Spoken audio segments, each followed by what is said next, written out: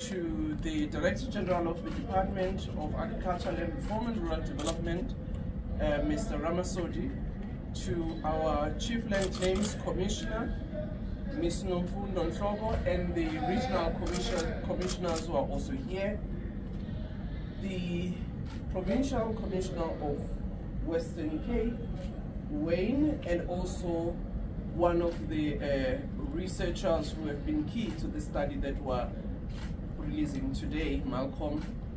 To all the other research partners who have been part of this process who are not here, I want to greet all of them and everyone who's here.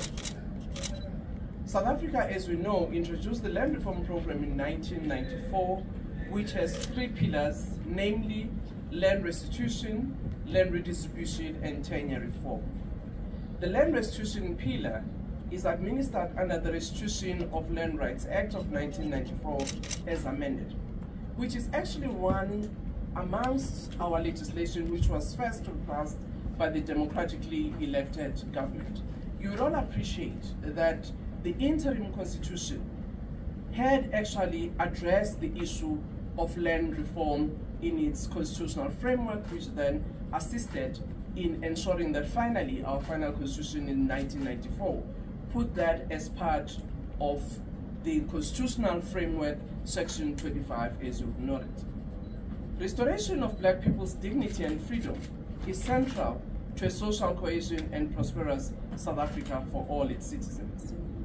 As part of the 30-year review of the work of the democratic government, we initiated a study in 2018 that assessed the socio-economic benefits of the land restitution program in the country.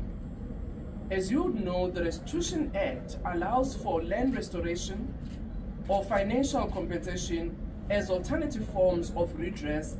Hence, beneficiaries have a right to select the options that are best suited to them, which normally is known as the award system, which means where the original land is still available and the claimants are interested in going back to their original land, the state would allow and assist them to do so. Secondly, where original land may not be available, alternative land as restoration becomes another option. Thirdly, where claimant communities and beneficiaries would like to have financial compensation because they either feel that the land in which they were moved to, they would not want to move again, they would then opt for financial compensation. In terms of land transfer, it is relatively easy to evaluate the well-being of land restitution beneficiaries because now they are the owners of their assets.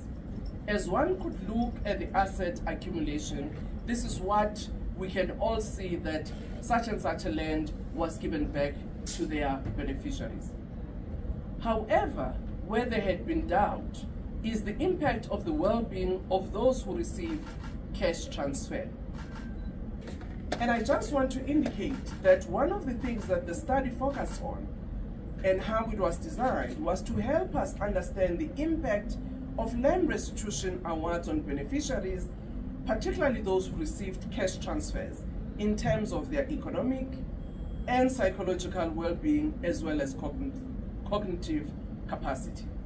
Over and above quantifying the socio-economic impact of restitution awards, the researchers also looked at other countries that have applied a cash prize awards as form of restorative justice.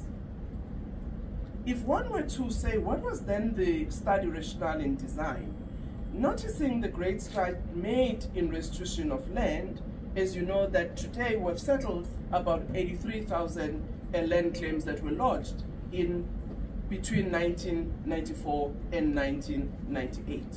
It was important that we reflect and measure the impact of this program on the lives of those who have benefited.